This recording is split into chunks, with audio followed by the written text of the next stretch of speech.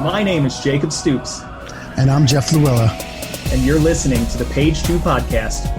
This is our podcast about the people of the SEO industry.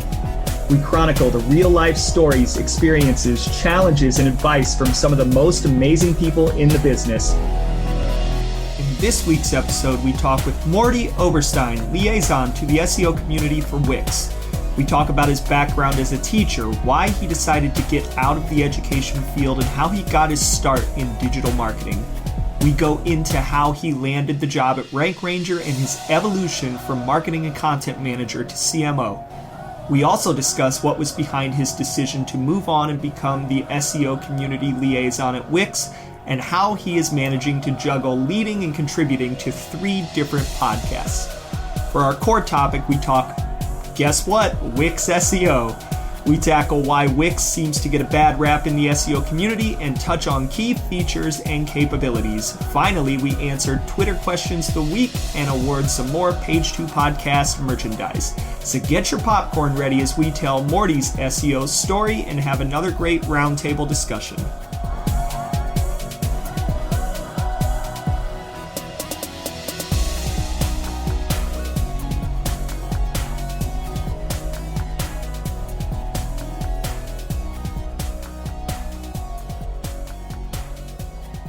Hey everybody, this is Jacob Stoops, and we are back with episode 68 of the Page 2 podcast. And if you don't know me, I am an SEO director at Search Discovery, and I am joined by my jolly co-host, Mr. Jeff Luella, senior technical SEO at the Wirecutter.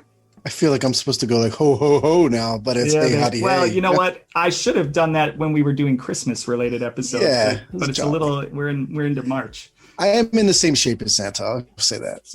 So there you go. same shape.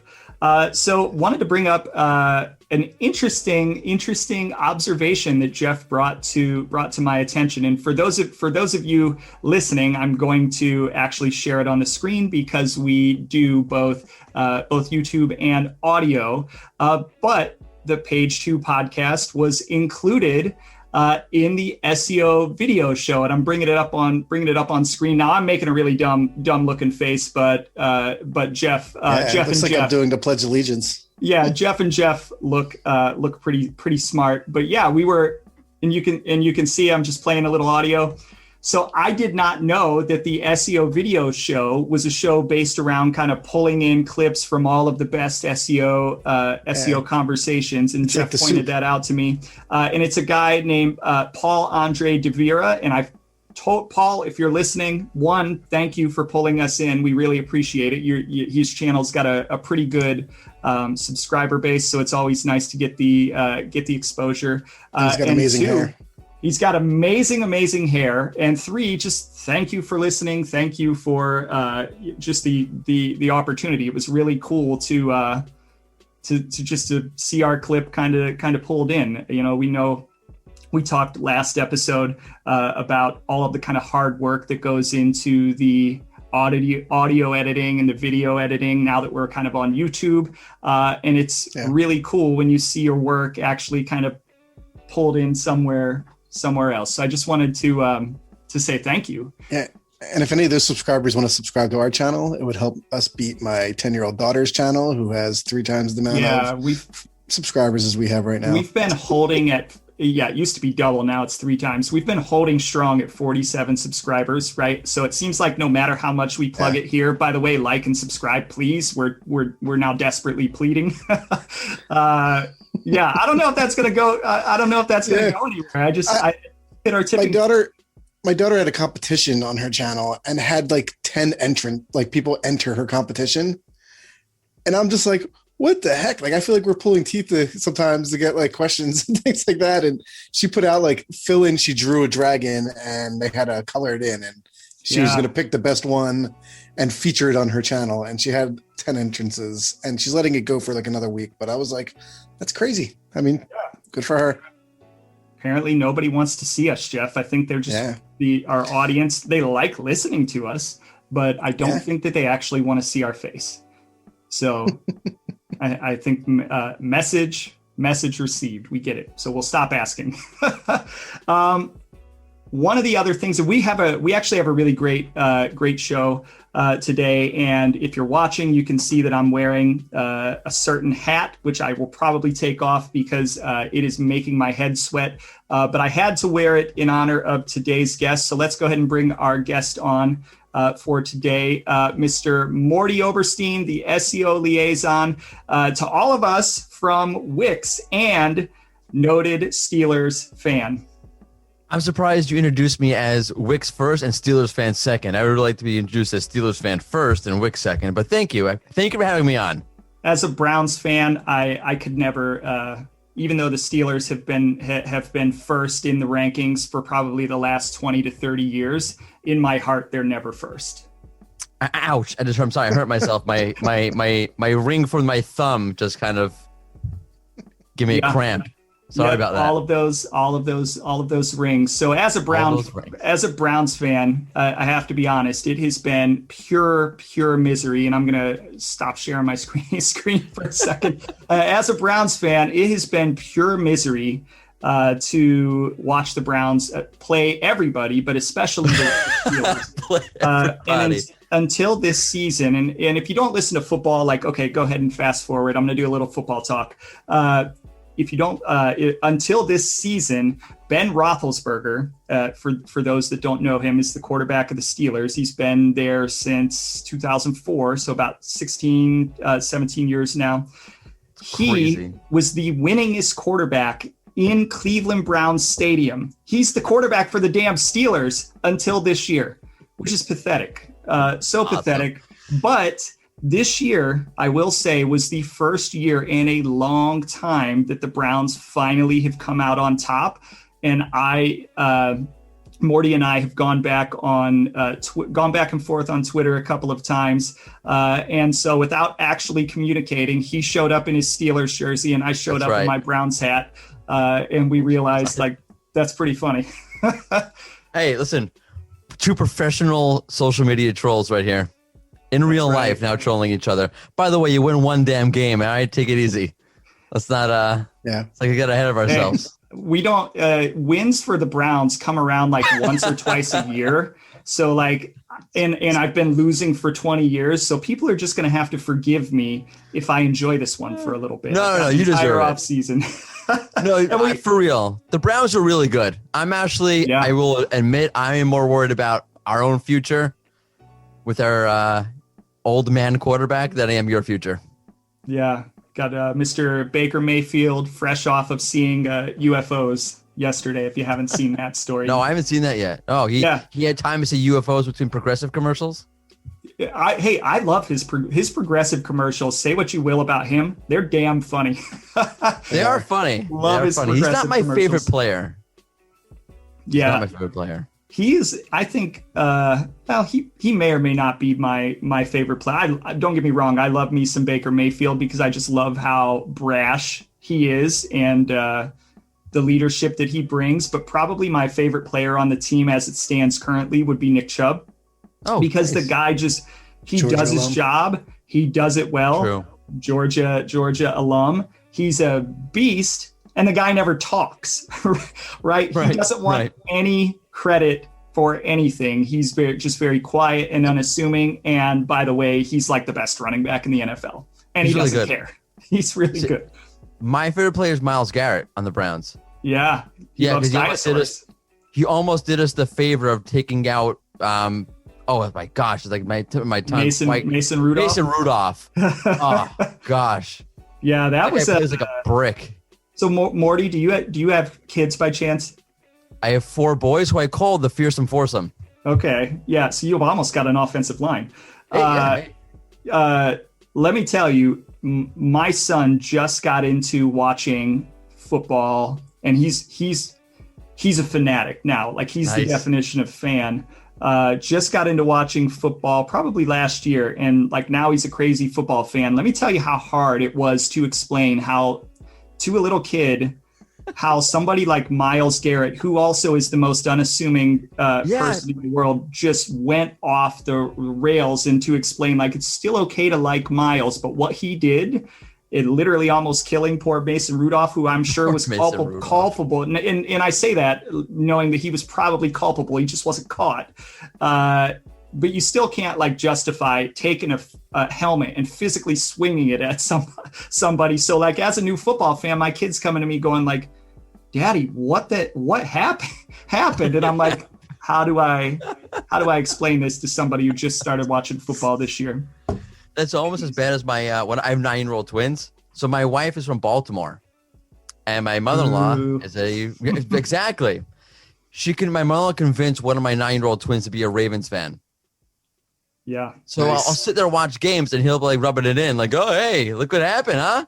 Check that out." I'm like, "Come on, man, it's ridiculous." Yeah, it's offensive. my in-laws are all Bengals fans, so little bit. They like to think that it's funny when my kids were babies to dress them up in a Bengals onesie and send me pictures to taunt me.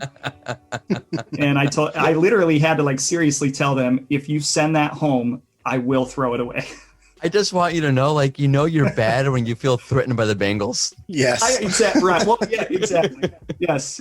There is that. So yes, the Bengals have been very threatening. I guess mediocrity is better than what the Browns put out there. Yeah, we went 0-16 and then 1-15 in subsequent years. We got one win in 2 years, a couple of years. We're not far away from that. Yeah, the Washington football team. Yeah, we make the playoffs with 7 wins. That's how great we are. So hey. I know everybody wants to hear us talk football, and maybe like Morty, you've got like 18 podcasts, so maybe we should just start an SEO football podcast, because I could literally talk football all day. But I know our listeners, many of them probably don't care about football as much as we do. So I think we owe it to them to move on. My job on this podcast is to be the one who moves things along.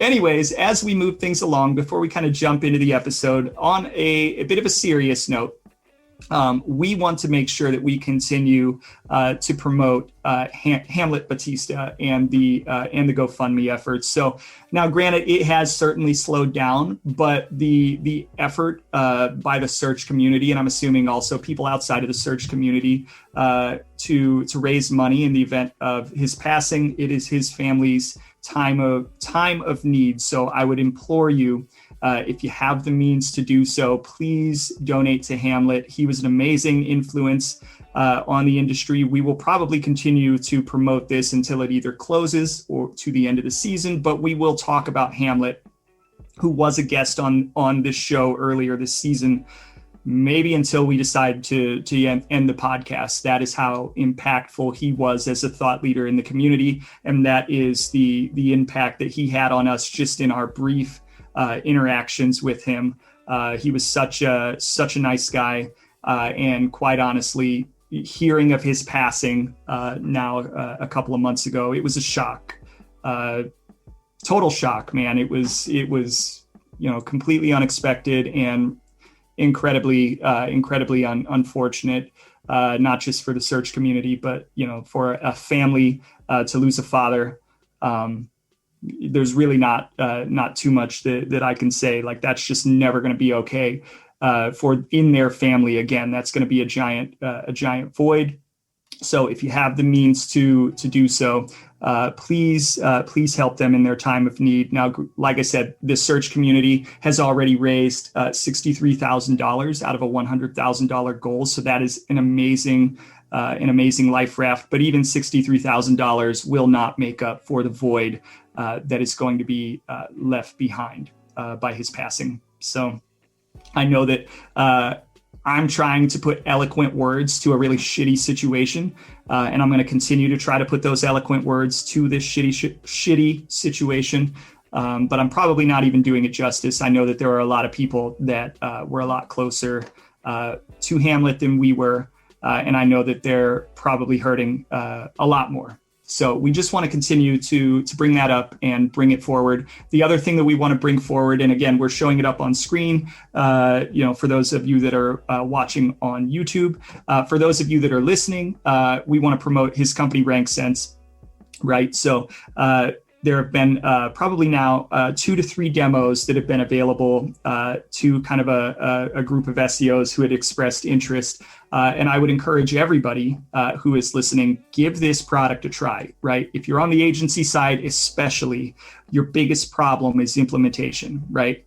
And that is actually the value proposition of this tool, right? If you have implementation problems, this tool is a way to get around that. Or if you're working with developers who need you to prove something out with data before they will take the time to implement it, this tool is a way around it. It will hook onto your system. It works out on the cloud. So they use Cloudflare, and they had been working on a connector with Akamai as well, because there are a lot of sites that use Akamai as a CDN. So it works out on the CDN level, and it allows you to make changes to your website via their Meta CMS. It is as simple as you plug something into a Google data sheet, and anything that you want to change on site, like a page title, a meta description, injecting copy, if you want to inject schema, there's the opportunity to do this through their Meta CMS. It's really, really powerful. And also what it's going to pull in through the analytics that the site offers is it's going to pull in Search Console data, and it's going to show you the net gain and the net result of what happened once you made that change. So very powerful. And for those that know Hamlet also, he was obviously almost the founder of the Python community. He was a huge Python advocate, and they have been working on something behind the scenes. And this company is also all about automation, right? So they've been working behind the scenes using a combination of Python, machine learning, and probably some other like crazy twisted programming and magic that I'm not even aware of, to create a tool that will allow you to automatically create snippets. And what I mean by that is to create copy based on the content of your webpage to, in a second, or not a second, that's probably a bad way to describe it, in a day or so, plug in 900 URLs and have a machine automatically generate snippets for you. For example, if you wanted to do a bulk meta description update, or if your site doesn't have a copy block, but you've got a good product description. There are all kinds of different use cases where this tool will help you speed that process up, right? It will take a human, 2 to 3 months probably to write 900 pieces of copy or 900 meta descriptions. It will take their tool a day or 2 days, right? So there's a huge increase in efficiency. Now, right now it's in beta, and it works, or at least I believe it's going to work on an API, or not an API, a credit-based system. But I would encourage you that if you're running into blockers with implementation, or if you're looking for automation opportunities to get things done faster, look at RankSense. Absolutely look at RankSense. And the last thing that I wanted to talk about before we jump into the episode, of course, is United Search. So again, we're pulling their website up on the YouTube channel. I would encourage everybody to go there. I'm not going to do the huge read that we've been doing, because we're running a little behind our normal schedule. But check out United Search. They are really all about making sure that there is a high degree of representation with people in underrepresented groups. So BIPOC, LGBTQIA+, women, people that are over the age of 55. If you're looking to speak in the industry, this is a really good place for you to get some feedback, have some mentorship, and figure out how you can go about launching your speaking career, especially if you're from an underrepresented group. This is for you. So I would encourage everybody, just go check it out, and that's check it out if you want to be a mentor. And also, if you want to be kind of a student speaker, if that's what you want to pursue, there's opportunities for both. So definitely go check it out. All right, that is enough of me talking. I've been running my chops for about the last 20 minutes. So now we are going to get into the background portion. And Mordy, you're now on the hot seat. Are you ready? I don't know. I don't know. I'm really new to this whole podcasting thing, so I'm not sure I'm able to handle this. So right, just give me a moment to collect myself. only run about 18 podcasts. All right. So tell us your story. Who are you? Oh, where did you come from? Where did I come from? The same place we all came from, buddy.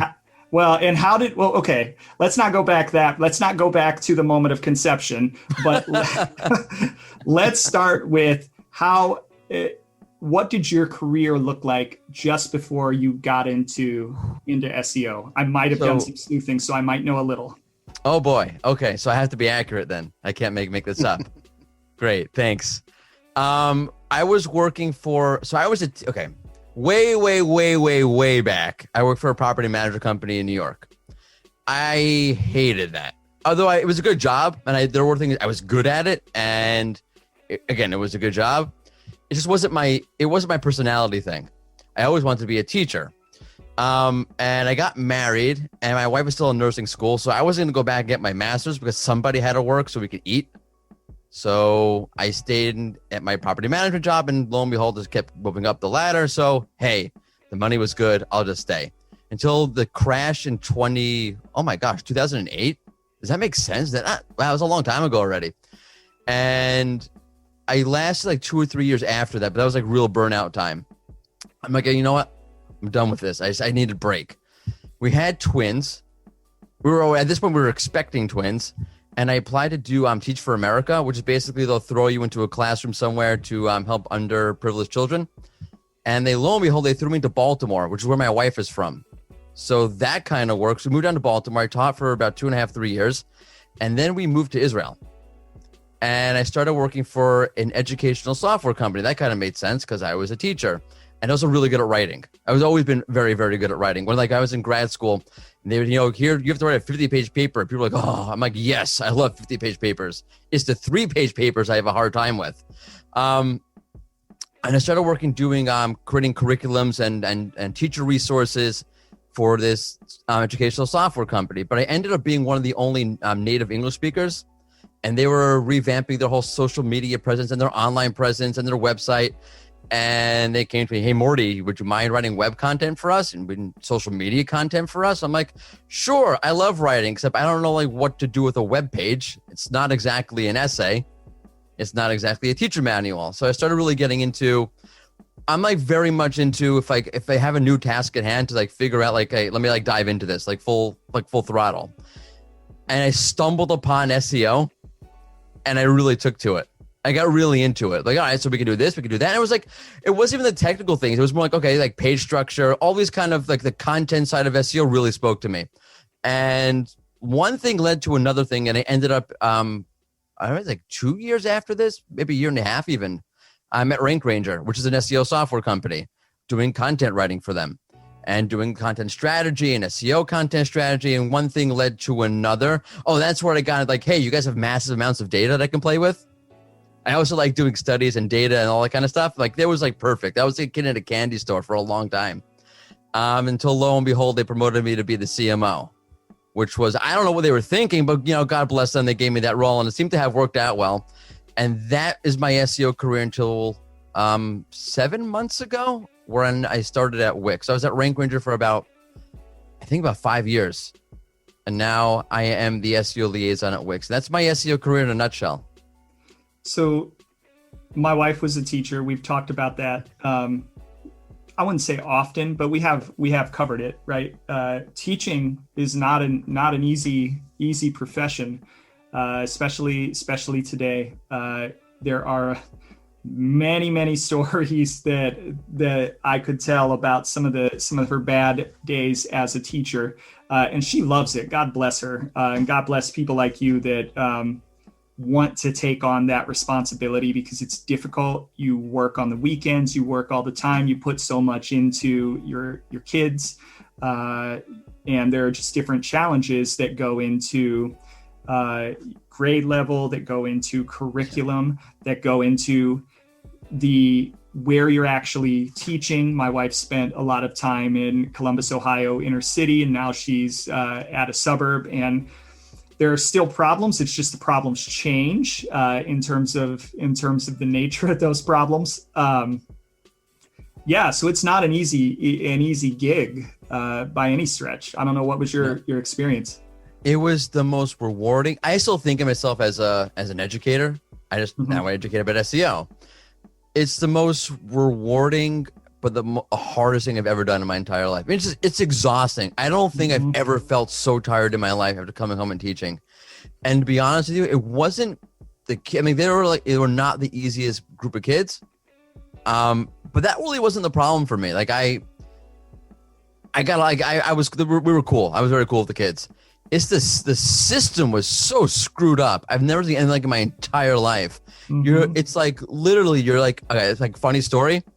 So I'm teaching in inner city Baltimore, and I am literally the only Jew that my principal ever met in her entire life.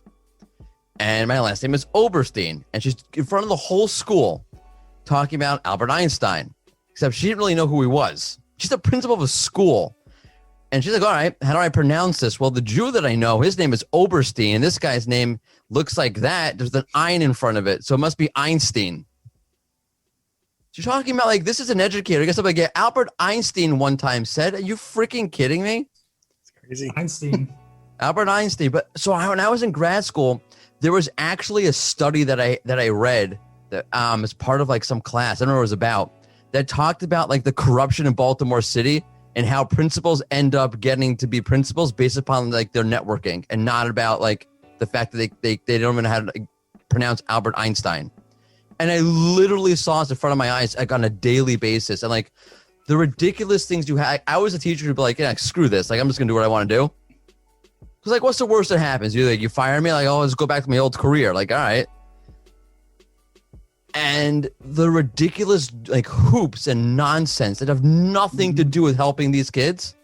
We used to call it like weighing the pig before you feed it, because all you would end up doing is testing kids. And you have to teach them about the main idea and the conclusion and the this and the that. I'm like, all right, like these kids, you have to level with them and like talk to them like they're having issues. Like I remember asking at one point, like, raise your hand if you know someone who's been shot. This is 4th grade, and every hand in the room goes up. And you like mean to tell me like we need to focus on talking about the main idea and the plot line of a story? Like that's really what's going to move the needle here.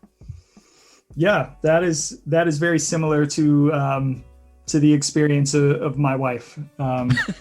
Very similar. My wife is, teachers congregate together, right? So all of her friends also teacher, not all, but most of her friends also teachers. And when you get teachers in a room together, just sit back because they're just going to talk about teaching, and that's all they're going to talk about. And some of the stories that come out from her other friends who also have taught inner city, and I'm not going to I don't want to bag on inner city, right?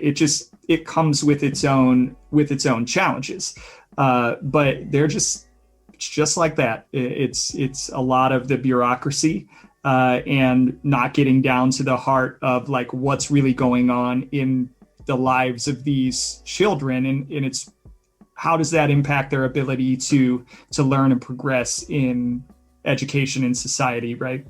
Yep. Crazy. Basically, it's unbelievable. So, how did you get to rank ranger? And I would also ask, we tend to focus on SEOs from the perspective of like you're either agency or you're in-house, and rarely do we get the opportunity to talk to somebody who's more platform specific. So how did you get to rank ranger, and what was that like representing a platform or running the strategy for a platform? So that's a good question. Like, that's why I feel like Dr. Pete and I are like kindred spirits, because like we're just like these like isotopes that float around the SEO industry that have nothing to do with like the typical SEO paradigm. I saw a job listing. Honestly, I saw a job listing. They were looking for a content writer / strategist. I sent over a sample, and that was that. And if I put on my charm, of course, and that was it. That was based. I just answered a job ad. That's how I got the rank ranger. And then how do you work your way up from content writer to CMO? Like, how does that even happen? That sounds insane to me. I don't know. No, I mean that's awesome. That's really good and good for you. But like, I don't even like, I can't even like imagine a place or a job where that's like even a feasible possibility for myself, and certainly not for Jeff. I'm going to be CEO next week. Right. Of the New York Times. Yep. I don't, first of all, Work Ranger is a great company. I really enjoyed working there. It's a really tight knit group of people, and they're really, really amazing. How did that happen? I don't want to toot my own horn here. Like, you're putting me in an awkward position. I was just really good at what I did. I really enjoy like the in general. Like, I really enjoy like the theoretical, abstract, creative, conceptual side of things. And that just happened to be a good fit for what we were trying to do at Rank Rangers. For example, like one of the things that we weren't SEMrush. We didn't have funding like that. In fact, the entire idea of Rank Ranger was to keep it all under control so that we can do things like what took Maz 6 months to do, we did in 6 minutes. Like, there were a lot of things like that. And they really wanted to keep control. The downside of that is you don't have any money. I don't mean any money. You don't have that kind of injection of capital, like let's say a SEMrush. Well, now they're going, public, but like back in the day when they were, raising money through investors, or Maz, the same sort of thing. So one of the things we were really trying to do was organically build authority, and like that was just like the perfect. It was first off, it was the perfect storm. It was the perfect time in SEO.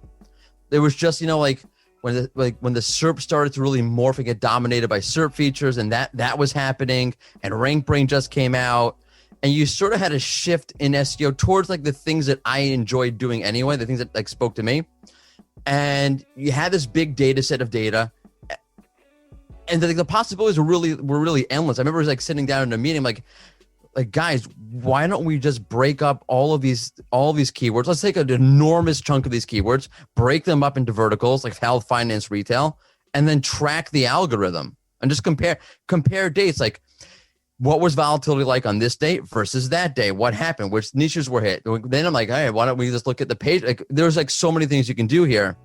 And it was really just like the right place at the right time with the right people. I don't know how to explain it better than that. I know you're looking for something like more like concrete, but it really wasn't. Nobody likes to toot their own horn. Like it's always uncomfortable when you're asked to say good things about yourself. I don't like it. Yeah, and it was more like just, how does one make that climb? And I remember we once asked Tim Wilson and Michael Helbling, who run the Digital Analytics Power Hour. Both Tim is still at Search Discovery, and Michael has moved on, but they still run the podcast together. Like, how did your podcast become so successful? And they, God bless them, but they literally refused to give me an answer and just said like, it's mostly by accident, sheer happenstance. So, and I'm not saying like yours was by accident by any stretch. It was obviously by talent, but just one of those funny things that successful people sometimes don't like to talk about their success. No, I mean, because, look, even if you are talented, let's say, and I will say, I think I'm generally a talented person. Otherwise, there's like a lot of coincidences, and I'm like really faking it really well for a long time at this point. But there's also a lot of circumstance that goes into it. Like if it wasn't that right time in SEO, if it wasn't the right place, if I was like a really crappy company with a bunch of jerks, like that would not have happened. Or like, I came in an undervalued role because like, hey, I was like, I was new to a certain extent, or I was new to the country of this, which also actually played a role in the whole thing. Like, you're coming as an immigrant, which I know it's like funny to think like I'm an American as an immigrant, but it is. And, it puts you in a position where like it's just like an unexpected place, and maybe sometimes an undervalued place. So there's a lot of like room to grow, and that's just it just was what it was. So you moved from Rank Ranger to Wix as the SEO liaison.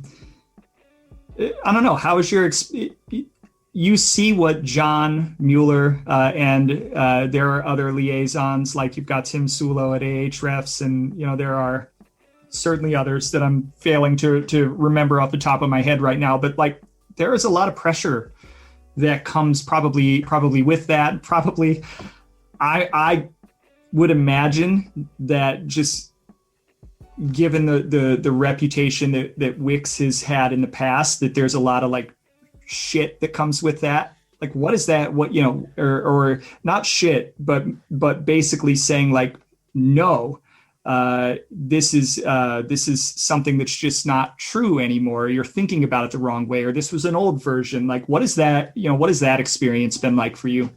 So there are definitely times where it's frustrating, where you hear people say things that are just absolutely ridiculous. Like, it doesn't make, like, one of my favorite thing is like, oh, you can't rank a Wix site. Like, but there's 200 million users, and like a lot of them have more than one site. Just like mathematically speaking, do you think that's possible? It's and that, you know, you have John Mueller mentioned in 2017, like, no, there's no issue with Wix, and Wix works fine for search. And it doesn't matter how many times, you know, somebody will say something like that. You just get these like, you know, dim-witted sort of comments about it without any thought, or it's just, you know, people crapping on you for no reason. That can be frustrating for sure. You know, it's like, but I take a step back. Like, it's not personal. No one's like, I don't think most people are doing it because they want to come at Wix or they want to come at me. I mean, if you do, I will fight you. With, you know, brass knuck. I'm from Brooklyn, Queens. Like, let's go to the back of a, you know, a deli somewhere and have it out. But I'm just kidding, by the way. But yeah, it could be definitely tough. But when I came onto Wix, so I got onto Wix because there's a fellow named Nati Elimelech he used to be the CEO of Israel's largest SEO agency. And Wix brought him in. We were tight when I was back. Rank Ranger, he's a great guy, like a really, really great guy. Really, like, he's considered the top technical SEO in the country. And Wix brought him. Somehow they recruited him. I'm like, wow, that caught my eye. That's really amazing. And then he recruited me. They had this role. I actually remember seeing this role like in a job ad at one point, or what I think was this role, and they couldn't fill it. They couldn't find anybody for it. And Nati's like, hey, you know, they wanted someone from New York. So I was like, hey, I got the next best thing for you. He's a guy here in Israel, but he's from New York originally. And it's COVID anyway. No one's going anywhere. And they, you know, brought me in, talked to me. I was surprised, to be honest with you. But there was first of all, the fact that they brought him in already told me like something changed, and like in my own perception, because hey, look, when Wix did that Super Bowl ad back in, was it 2014, 2015? I was right there with the SEO industry, you know, my righteous outrage. So when I started seeing what they were doing, like, there's a story here. Like, there was absolutely a story here, and there's a lot I can work with. So let's do this. It was like, I knew coming in, like, this was definitely going to be a challenge. But there was so much upside to it. How could you not do it?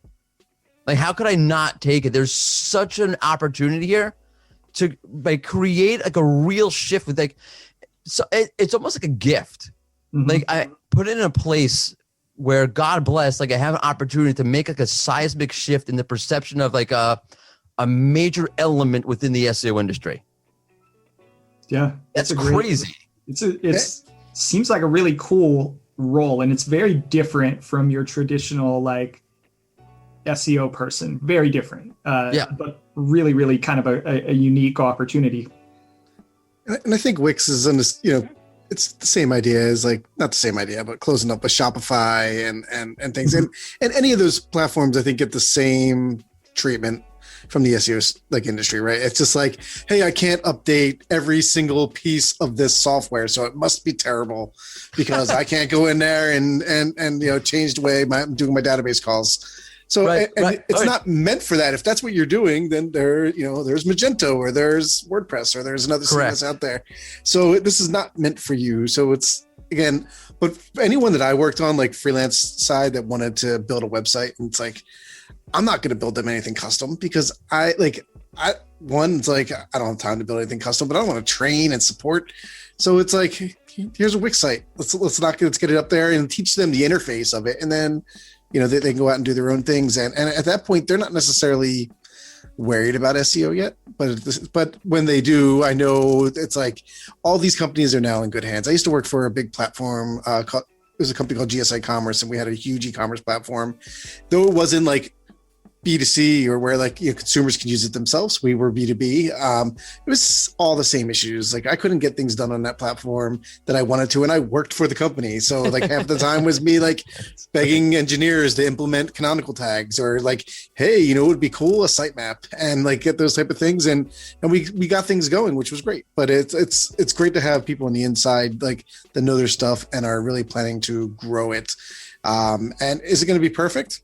Probably not at first, maybe not ever, but if there, there's going to be movements that are making it. And is it going to be detrimental? Probably not either, right? It's like one of those where, that we have in there. So I think like you can build like your own little community of people who work for like SaaS platforms and like SEOs inside of those type of things. I think there's a bunch more that are growing there.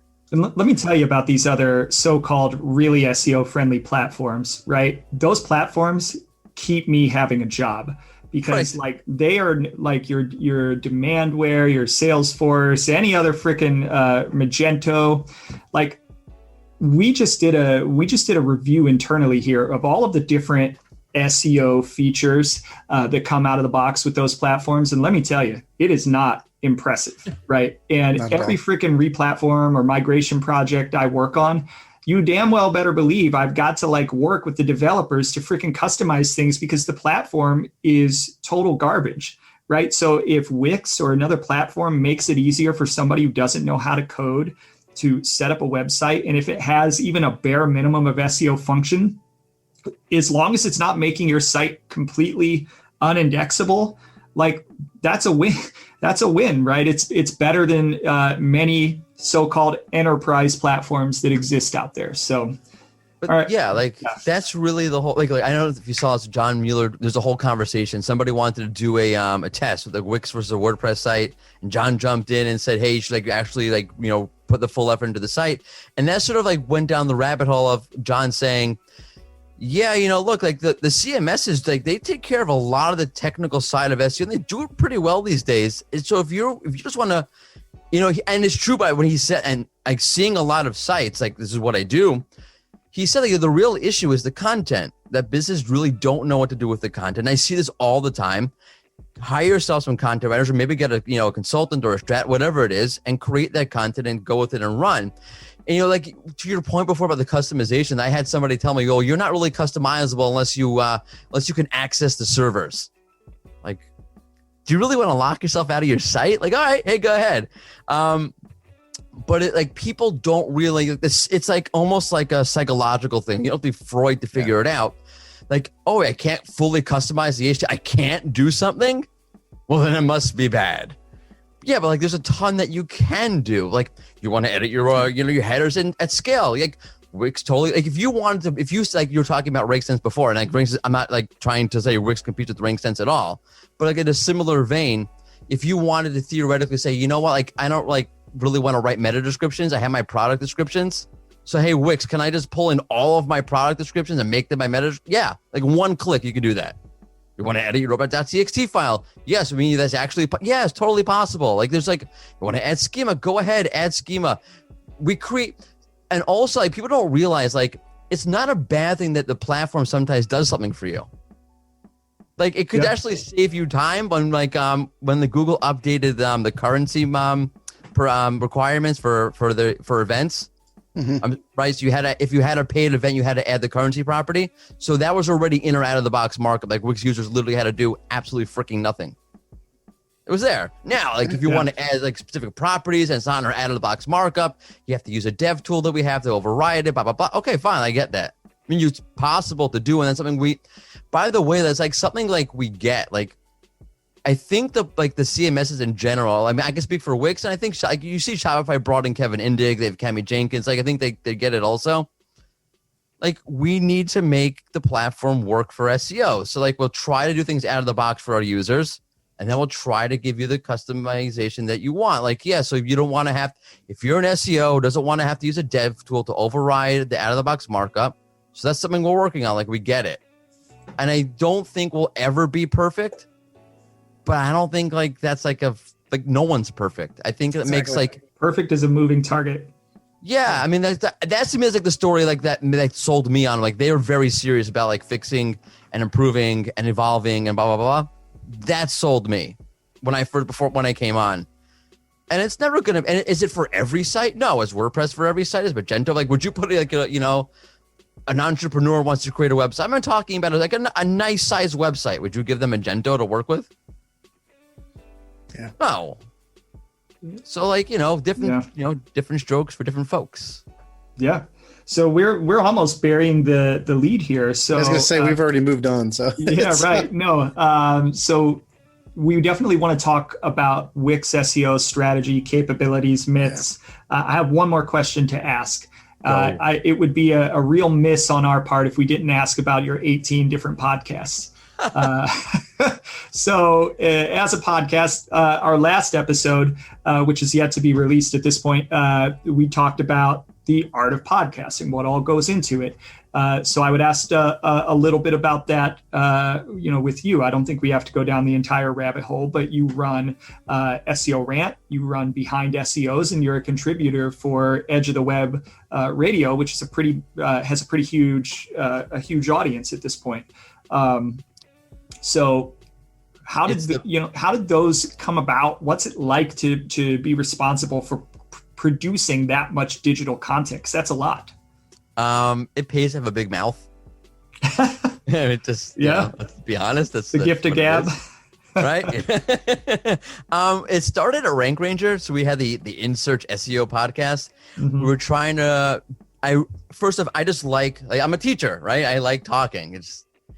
With them teachers, we do like to hear ourselves talk. We're talking all day long. Mm-hmm. And then when you start talking, we tell you to shut up, right? So, I like podcasting. I thought it was a really nice medium. There wasn't a lot, you had Edge of the Web where they were there, and Moz had their podcast that was sort of fizzling out. SEMrush had their podcast going on, and the truth is, I'm not talking about the podcast that I just mentioned, but I found a lot of the podcasts at the time in SEO like very like monotone. You're listening to, let's talk about your backlinks. I'm like, this is completely boring. Why don't we try to do this? At the same time, it's really good for networking. Like nothing is better for networking than podcasting. That it's the ultimate cheat code. Like I don't give a shit about it. We said that last week. Like, sure, would I love to have like millions of listeners, that's never going to happen. But would I like to have like a lot of listeners? Yes. But the cheat code, the thing that like most people wouldn't probably think is this is a hell of a way to meet people. Yes. That you wouldn't otherwise get the chance to meet. Unbelievable. And then those relationships just grow and grow and grow. So that was the Rank Ranger podcast, the In Search SEO podcasting was great. That totally took off. That was wonderful. But then I went to Wix and I wanted to keep doing a podcast that wasn't, on the agenda at Wix, which was, makes total sense. But I really liked podcasting and I wanted to keep doing it. Not just for like, I really don't care about the listens at all. And if you're a potential guest on my show, please ignore that I just said that. Obviously I want to get you in front of as many ears as possible. That said, it's really for me, it's about having, I was doing a webinar for Wix, like an internal webinar with our users on ecom SEO. And someone asked a question. I'm like, oh, wait, you know what? I have an answer for that. And not because like that's my area of expertise, because I did a podcast interview and someone talked about this and they gave a great answer. So I'm going to give you their answer. I learned a freaking ton from just listening to people talk about SEO, a ton. So it's just, I wanted to keep learning. I wanted to keep talking to people and meeting new people. Like I have a thing on the SEO Rant. I purposely try to stay away from big names, not because I don't like the big names, and a lot of them are my friends. And not that I haven't had any on, they pop in here and there, but I really want to give people a chance to grow, but also I just want to meet new people and hear new perspectives and new things. So that's the SEO Rant. Behind the SEOs came about while I was actually still at Rank Ranger. Joseph Silver said, hey, Mordy, I was on your show. I love talking with you. Let's do a podcast. So, all right, let's do a monthly podcast. So that's how that started. Then Edge of the Web, I was a guest on their show a while back, and I met them at SMX West last year. Holy crap, it's a year ago already. And they were splitting up their news podcast, and I always got along really well with Aaron. And he said, hey, would you want to maybe do the news together every week? You're really into that. You like that kind of stuff. And Be nice to have some personality on the show because his personality is so dry and boring. Aaron, oh my gosh, terrible. I'm joking. Yeah. Or maybe I'm not. And He's definitely has the radio voice going on. oh yeah. Mr. Big Voice. Yes. The deep voice thing is epic. Yeah. Yeah. Daniel, who was our last guest, Daniel Chung, his voice for radio, phenomenal. Our voices, not so much. High tenor, just not a high tenor, which I wouldn't say I'm a high tenor, but I'm a tenor, right? If I was in choir, I'm a tenor. Does not work for radio. You need a little baritone. Jeff's probably closer to that than I am. But hello. There it is. Yeah. Cool. Yeah, no, that's running a podcast has been really a rewarding experience, but it is certainly a labor of love. And, you're operating on a budget of zero, and it requires, like, if you want to get it right and not sound completely amateurish, you've got to buy the right equipment. You've got to think about show format. There's just so much that goes into it. It's like an iceberg, and what the public sees is the tip of the iceberg. And there's so much going on below the surface to make a podcast come alive that I would say, like, sure, do it. There's plenty of room for more. If you're thinking about doing a podcast, do it. The barrier to entry has never been lower. The technology, like, anybody can figure it out. But just know it's a lot of work. It's a labor of love. It's a budget of zero, and the audience and the listeners, like, that may take a while to build. And you just have to have patience and tenacity. For sure. It really is. Like, you have to really be dedicated to it. Like, I really love podcasting. So I'll be up 11 o'clock at night, or I'll like start my day 8 o'clock in the morning, like work on the podcast. And you're paying for things like I'm paying for SoundCloud to host a podcast. I'm paying for a headliner to make video. You really have to, like, be dedicated to do it. But, like, once you are, it's great. Mm-hmm. We enjoy ours, and I think we're going to continue. So let's move into the second portion of our episode. So the Wix SEO portion, and we do a bad job of, like, promoting how the episode structure's going to go at the beginning of the episode. So, like, yes. Well, we're going to talk a lot about Wix SEO. We've already covered a little bit of it, and I'm going to let Jeff jump in because I do too much talking. I want to hear Jeff talk a little more. No, so we've actually been covering a bunch of this, but I figure let's rewind it a little bit and go through it. So, coming from an outsider, looking at Wix, and I'm not going to say I've never built a site in it. I have, but I've never, like, maintained a site in it. Right? I put any tool in front of me, I'm going to dig around it. And I've tried Wix, I've tried Squarespace, I've tried Shopify. If you give me a free trial, I'm free trialing it. And I've been through, but it was a while ago. And I think with all the SEO competitions Wix had, which we'll get into eventually, I know that predated you, so I don't blame going around anywhere in here.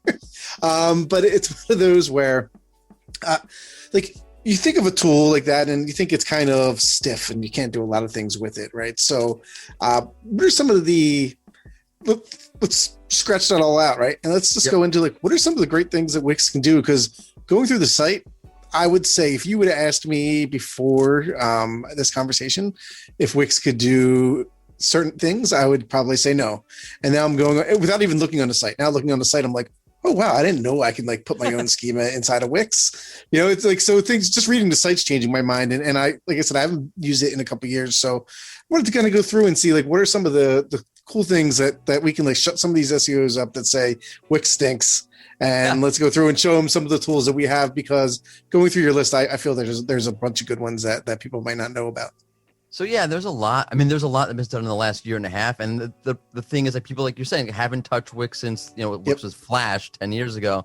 And that perception sort of lingered on. So I don't know where to start. Let's start, I don't know, like, our redirects. So so the cool thing about Wix philosophically is that you want to, like, we have two audiences, and it's not just, like, I know people think of Wix as SMBs or maybe do it yourself. It's not. And that there are larger sites and agencies. We have a whole marketplace of agencies. Look, we have a freaking dev tool. Let's start with the dev tool. We have a dev tool. It used to be called Corvid, which was the worst freaking name possible, obviously. There's I'll try to find it for you guys. I'll send it to you. It's a hilarious video of them renaming the product. It's the funniest thing I've ever seen. So it's now called Velo for obvious reasons. That's gonna be our next pandemic name, by the way. I know someone said that. Like, all right, it's called Velo. Velo 19. And it's a full stack dev tool. So let's say, for example, you wanted to, and there are a lot of SEO implications, like direct SEO implications. Like you can use that to override, let's say, the out of the box markup we create, as I mentioned before. But let's say theoretically you wanted to, I don't know, it's Thanksgiving, and you have in all of your title tags for all of your products, you have Black Friday sale, or even on the page itself, you have Black Friday sale. And you wanted to create like simple JavaScript code. You wanted to pull in from a database, dynamically change all of the content on December 1st to say Christmas sale. So you can do that through our dev tool. There's a ton you can build. You can basically build apps through the dev tool. Yes. Yeah, there's a lot.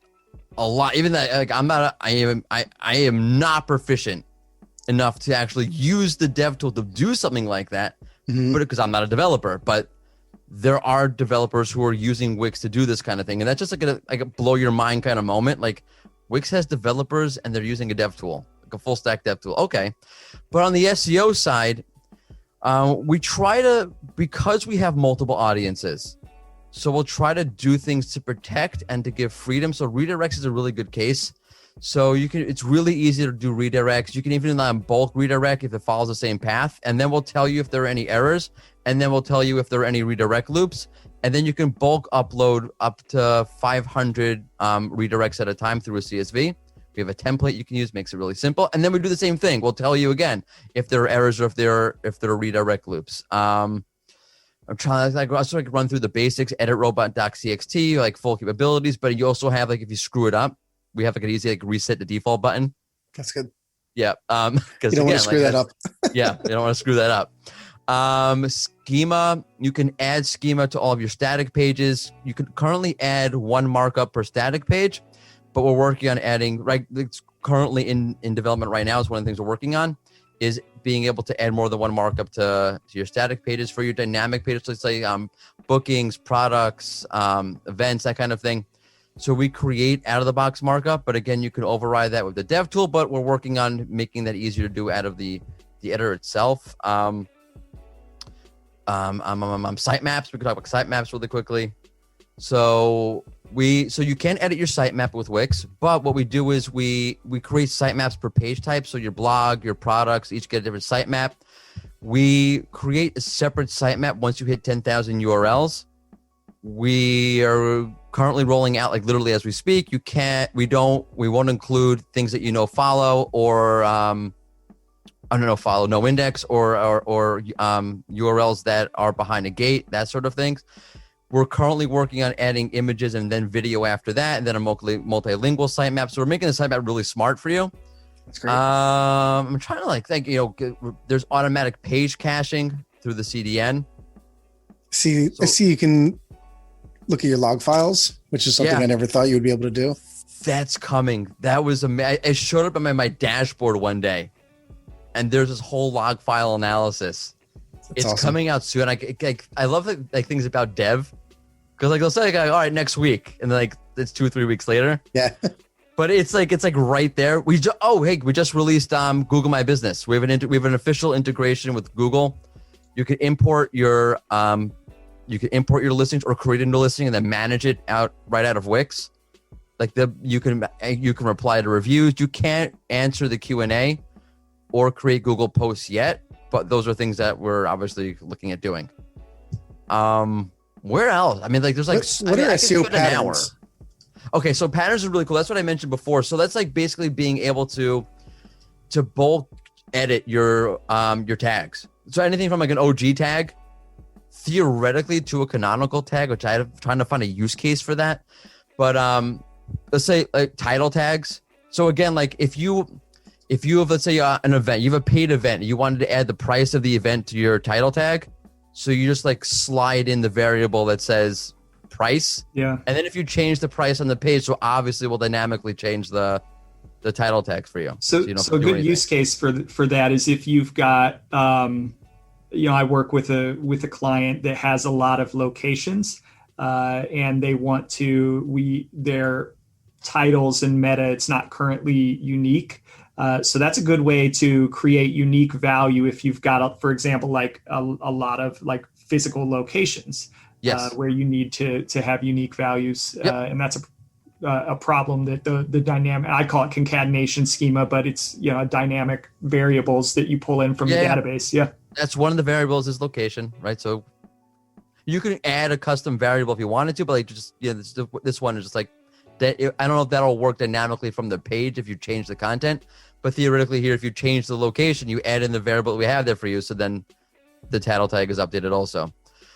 There's a ton of stuff in there. Like people don't realize like what's actually in there that you can mess around with and that you could do. It's like, I'm almost at a loss for words. It's like the perception of what people think it is versus like what it actually is. It's like two completely different things. Yeah. Like you can turn your blogs into AMP, just like you just slide the toggle over and all your blog posts are AMP. So that seems awesome. Yeah. Yeah. How do you guys prepare for like future state things that are going to be important, like core web vitals? Yep. Like, good question. Yeah.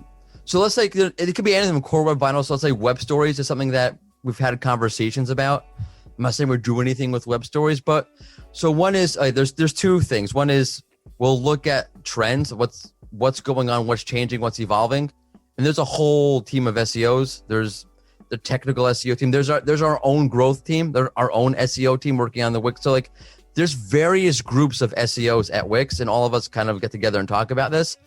We also do research. Like we just finished 2 or 3 months ago.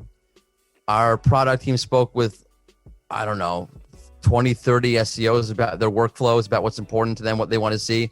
And that'll be the basis for what's going on for the next couple of quarters. Or we'll do something like our SEO board, total plug for that. So we're bringing in Cindy Crum, Michelle Robbins, Arija Bouali, Simon Cox, Andrew Optimizy, and Nick Leroy to be an SEO advisory board. So for the next 6 months, they're going to work hand in hand with the product team and offer their insights. Like currently, as we're recording this podcast, they're working on auditing a bunch of Wix sites and building their own Wix site. They'll send us their feedback. We'll have our first meeting, go over their feedback, and then, sort of take it from there. So we try to do as much research and get as much outside feedback. We have outside SEO consultants who I don't know if I can name or not name, so I won't name them, advising us so we can stay up to date on this kind of thing. And that's sort of, and then, it gets prioritized. Or something like Core Web Vitals. That's a different kind of beast altogether. Mm-hmm. Because performance, okay, so I know I don't want to get crap on SEOs at all, but performance, fundamentally speaking, is a conversion rate optimization issue. Like that really speaks to, you don't want people bouncing and not buying from you. So, but that does mean that it touches on a whole slew of teams at Wix. It also means when you have something like Core Web Vitals coming up, and because there's already an SEO focus at Wix, clearly there's an SEO focus at Wix, it becomes like a top-down thing. Like it literally is talked about by the CEO. Like Core Web Vitals talked about by your CEO. It does get really like you're not trying to move, like a 5-person company. So it does get really like robust in how you have to figure out and plan this. Like for example, they just finished working on an update to reduce we use an internal metric, but it's like the equivalent of TTI by 50% on desktop and 40% on mobile. I hope I have those numbers correct, but around there, or 40. I think it's 41% is the exact number. 41% on desktop and mobile. It created a huge boost on desktop. Mobile functions just differently. So like now they'll fully implement that, and now we'll work and look. Okay, so now where do we stand? And we'll test out. Okay, let's test this out, and let's see what happens if we try to fix this. If that seems to work, let's create a roadmap to fix that, and see how that impacts Core Web Vitals. So it's a whole huge process. I'm currently working on trying to get some of the details out so I can share them with the community. I feel like I'm pretty close to having a good sense of what all the various teams are doing, so I can say, okay, like this is what we're working on, and let me share that with you what's going on. But I can say that like it's an enormous, like something like Core Web Vitals, it's just like and performance in general, because it hits on so many things. Yep. It's an enormous focus. which is kind of cool and kind of frightening at the same time. No, I agree. And it's funny because it's one of the things I'm trying to push at my work is that it's not an SEO play. Like, yes, Google said it's going to make it a ranking factor, which now perked SEO's ears, but it is totally like an engagement or user experience play where it's like, we want people to have a great experience when they come to our site. That benefits SEO, but it also benefits everything else because we have a faster site. It's reduces server backlog, like, the work the server has to do. It makes our customers happy. They engage more. They convert more. This is way more than just an SEO play. And I'm on what they call the growth team. So my goal is to grow our readers. And like, it's not even a growth play. Like but I'm like the SEO that's pushing it because I'm technical and I'm an SEO. So I'm trying to say is like, this is more of like, I don't want when the algorithm hits for my site to go negative. So it's one of those where it's like, I'm not even looking at growth. I'm looking at it as we have to maintain. And this is one of the ways we have to do it, but it's getting all the cooks in the kitchen is the hard part. Let me tell you something about speed that pisses me off. Like I've been, and I don't want to go down at this, maybe this SEO rant right here. Freaking speed. Nobody wants a slower website, but every site that I work on without fail, with the exception of maybe one that I can think of in my career, handles speed, not just poorly, but about as poorly as you can. And these are like major enterprises in a lot of cases. And I don't understand fundamentally, everybody agrees that you want a fast website, right? We all know it's a complex problem. I fundamentally cannot understand, and it usually is the SEO pushing this initiative, why there is such a resistance within large organizations or even small ones to improving website speed. And it drives me literally up a wall. Why does it take Core Web Vitals to come along for everybody to agree, let's improve speed, when we know there are so many stats out there that prove out the value of pages that load faster, bring in more money, conversions, give more people jobs? Like, it's been one of the things where I've been beating my head against the wall for probably going on 10 years at this point, where I just really don't, I'm failing to understand, and it drives me crazy. Try to be in the accessibility world. I don't think they, right. It's another one where it's like, we were talking about it at work now. We have this whole initiative for diversity and stuff internally. And we're like,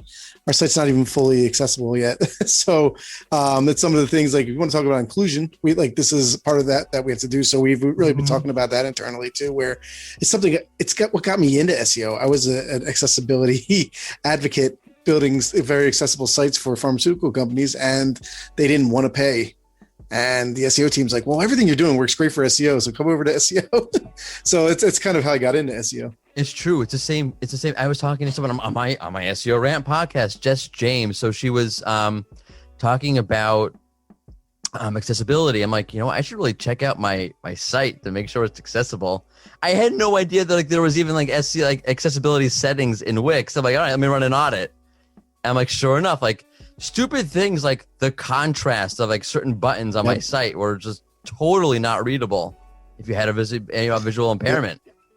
No, it's funny. I got a laser engraving thing, and they give you these green glasses, and everything looks like one color when you put them on. And I sat there in front of the computer working on it because I was sitting there saying okay, if I had this, there's a type of impairment that's certain type of color blindness, and you could not all the reds turned black, and anything that was green got blended in, and blues were a different color. And I was like, yeah, this is what it seems like. And this isn't even someone who's totally visually impaired, right? And it's you couldn't tell the difference between a link and just an underlined text with it. So yeah, I'm with you on the speed thing. I'm not really sure where that comes from. I have heard I have worked with sites where you get a little bit of pushback because it means they have to change their functionality. And I feel like sometimes they get worried about, will I convert as well? If I have to maybe remove this gallery or something. Mm-hmm. Yeah. So that I kind of understand that fear, and it'll be interesting to see what happens with Core Web Vitals and those kind of sites. But I hear your point. I'm with you. Yeah, mostly it's because what my experience is, it's because usually they've got a development plan, a roadmap, and in a lot of cases, the things that these sites are doing are so fundamentally flawed, whether it's usually JavaScript, CSS, images. Those are the top three culprits ultimately causing the problems, in mostly JavaScript. And it's usually like just the way they built their system. And it's so fundamentally flawed that to fix it would require a huge overhaul. And most people just like, we'll fix it someday. Someday. It's always someday. On a redesign. Never today. Right. So any closing thoughts on Wix before we move into our Twitter questions of the week? Ooh. No, I mean, look, give it a run. Let me know what, legitimately, let me know what worked. Because by the way, letting me know what worked is also helpful to know, so we can do more of that. And let me know what you would like to see different, because we're very much obviously open to the feedback. I've literally taken things that have absolutely nothing to do with SEO to the team and said, hey, who's in charge of this? Can we fix that? And people, Wix, to their credit, is really open about that kind of thing. Yeah, I mean, they literally hired somebody just to be a liaison to a very niche community of people, right? So it's a very large community. Don't make it sound so niche. SEO in comparison to broader runners. You're right. It's a large community. Thank you. Appreciate it. Got to keep Mordy employed. Got to feed the kids. Exactly. All right. So let's move on to Twitter questions of the week. And Jeff, do you want to hold up for listeners what they will potentially win? Because it's pretty awesome. Sure. So you have your choice. One, you can go with the old school T-shirt. I'll hold me up to be able to show that, Then I have, with my laser engraver, I have wood coasters those are awesome, by the way. And I have slate coasters, which are made on slate. So. And Jeff, one of the things that I've found a little odd for us is that we never actually give our guests any merch, but we give our listeners merch. So maybe we should start maybe handing out merch to guests too. But we're also on a budget of zero. I'm just happy to be here. Just happy to be here. We'll figure out a way to hook people up with merch. Yeah. But the slate coasters are. They're pretty awesome, and Jeff gets to make stuff with lasers, which makes him a very happy man. He's a man of many hobbies, and one of those hobbies is lasers. Yeah. I could make 3D printed logos too. That'd be awesome. Fun. Yes, that would be awesome. All right, so coasters are more useful. They are more useful. We've got 4 really, really great questions. So again, we thank you. Usually we don't leave our listeners a ton of time. It's usually 8 hours, 10 hours to submit questions. Sometimes it's maybe a day lead time.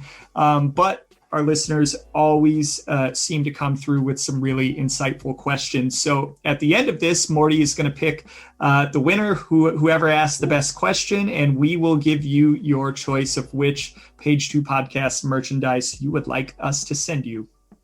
All right. So the first question comes from, and forgive the pronunciation, Orit Mutznik at Orit, ORITCSIMU on Twitter.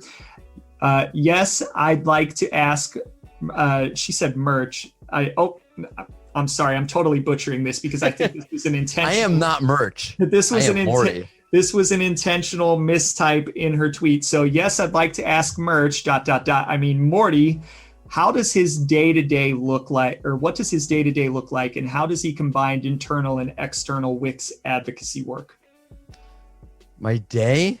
It's endless. It's a lot of work because I do a lot of things on the side also. It's not I'm not Wix is not on me, not like that at all.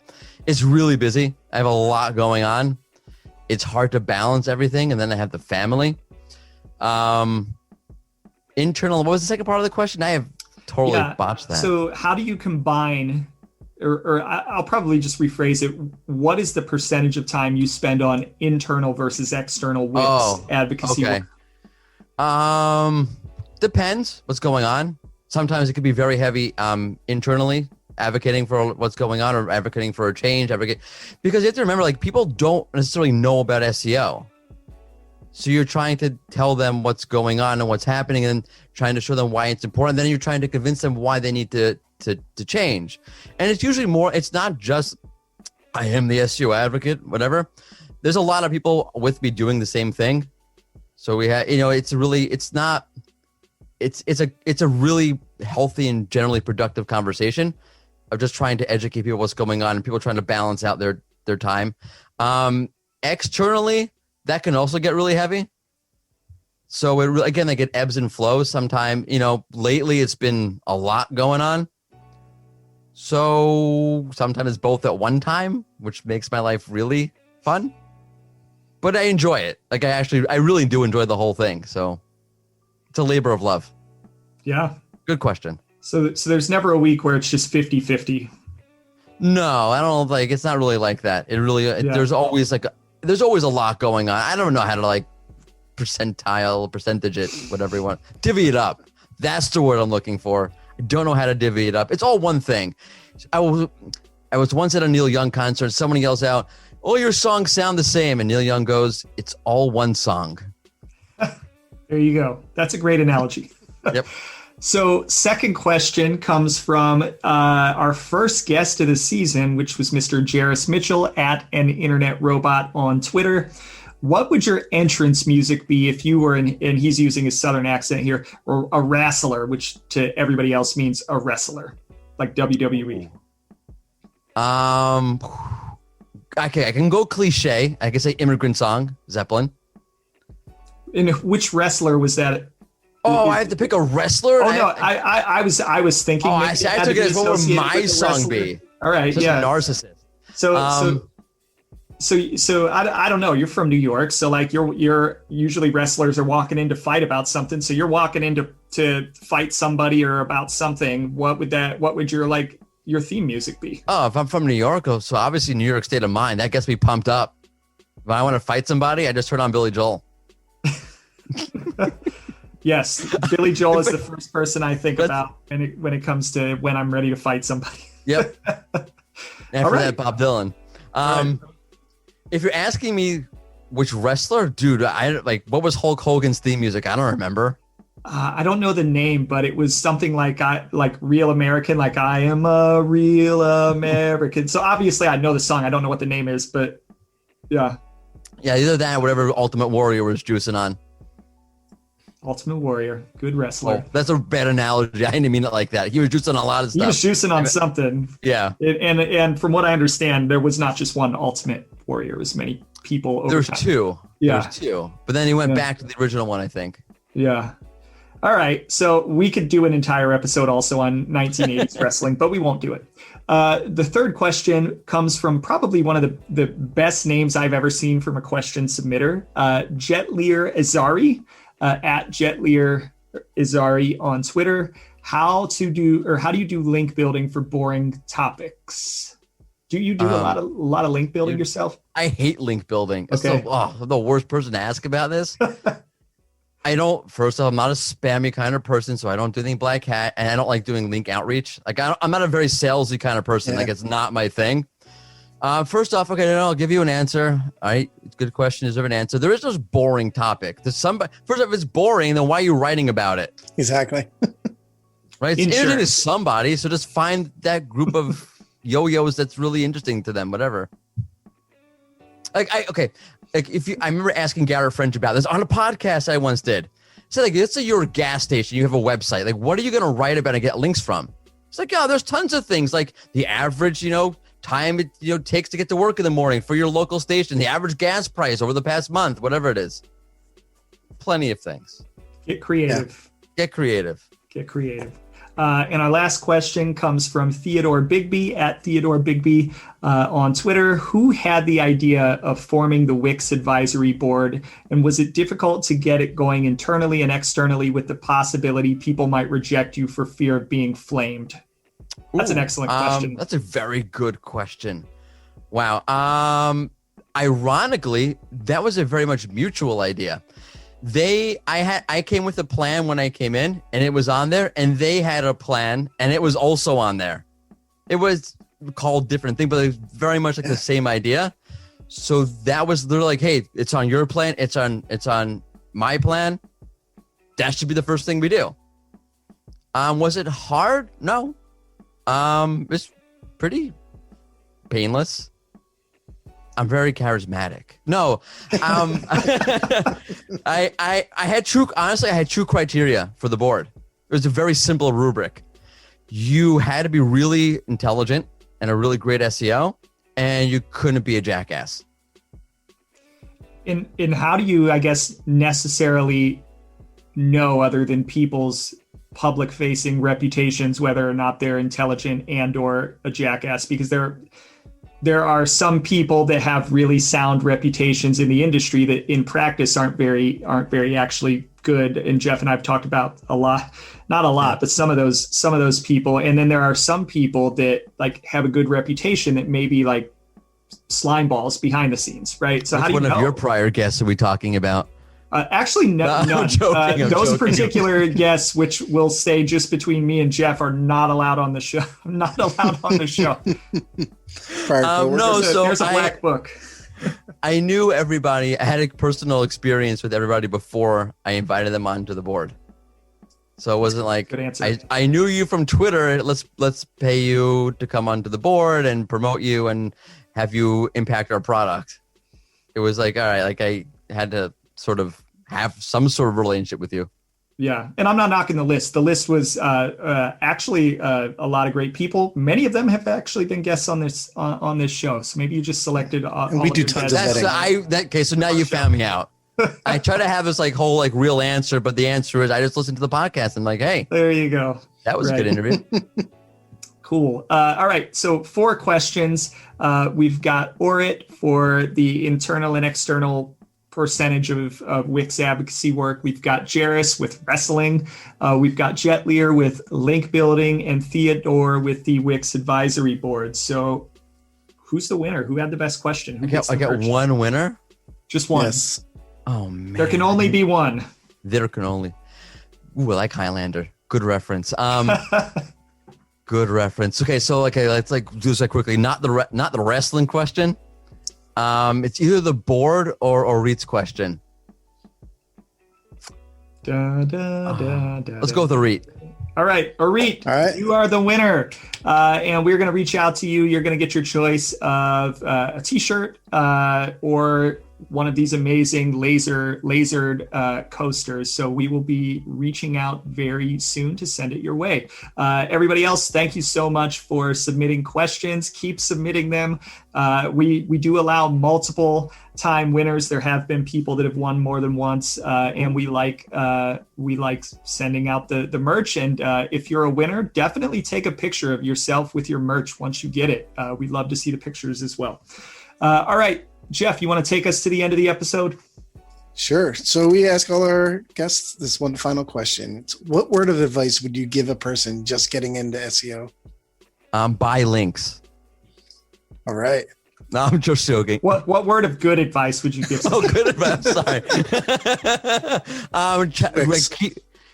Keep up with the news. Like I plug to Barry Schwartz, read SEO Roundtable every day. Just so you can see how the things are evolving, and you'll look back in 2 or 3 years like, wow, I really learned a lot of how things have progressed just by keeping up with the news. And you'll learn if there was a ranking update today or not. That's right. Will it impact your life in some? No, but That's one. That's probably the one post that Barry probably has like perpetually on auto draft. There's no news. There must have been he an just update. shifts around the various tools to make it look different. First it's Moz this time, then it's Rank Read, then it's SEMrush first. Oh man, like that guy does so much to keep up with the community, but God bless him. Like that's got to like take up. I don't know. Like that's got to take up so much freaking time to stay on. I asked him one time, like, Barry, when do you sleep? He goes, I'll sleep when I'm dead.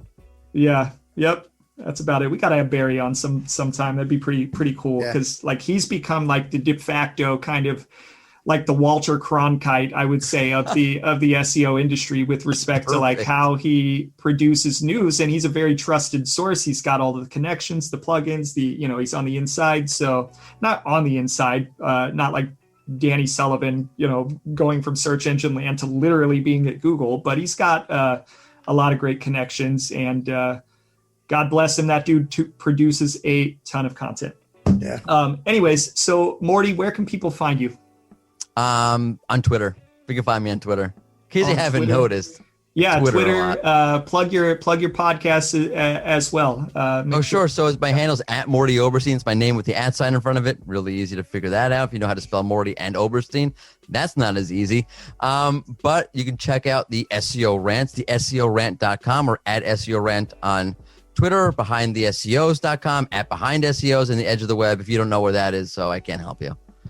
There we go. Well, Mordy, thank you so much for coming on. It was Thank you. It was another great episode. I'm very excited. This was really the first time where we've delved into a platform like Wix, so very excited to release this episode. And even though you're a Steelers fan, it was awesome to have you on. And for those of you watching, you should be impressed with me. My head is literally sweating right now because I've left this on the entire time, and I've left it on pretty much out of spite. All right. Well, I was gonna say, mad respect to the Browns. You guys have really turned the corner, but now I'm not gonna say any of that. Don't do it. You wouldn't be being truthful. See you in September. Yeah, see you in September. And everybody else, we will see you next week when this episode launches. Have a great week. Thank you so much for listening to the Page 2 podcast. If you'd like to find out more about the show or listen to new episodes, visit us at page2podcast.fm. That's page, the number 2, podcast.fm. Our episodes are also available on a number of other platforms, including Apple Podcasts, Google Podcasts, Spotify, Pandora, Breaker, Deezer, Overcast, Castbox, Pocket Cast, Stitcher, TuneIn, or wherever you get your podcasts. Additionally, you can also listen and watch our show on our YouTube channel or follow us on Twitter, LinkedIn, or Facebook. If you'd like to get in touch with us, contact us at thepage2podcast@gmail.com. Until next time, happy optimizing.